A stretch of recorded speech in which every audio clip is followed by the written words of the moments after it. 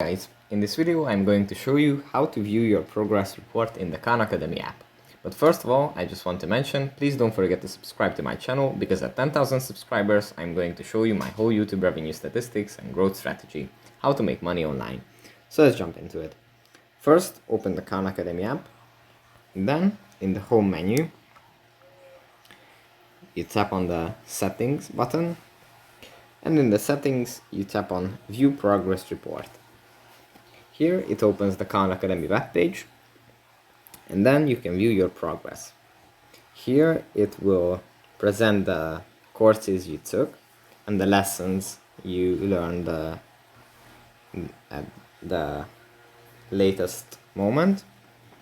And here you can view the date when you learned it, the level at which you are, change if it was made, correct total problems, and time that you spent in the said lesson or course.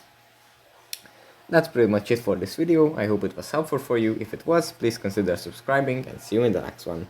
Bye bye.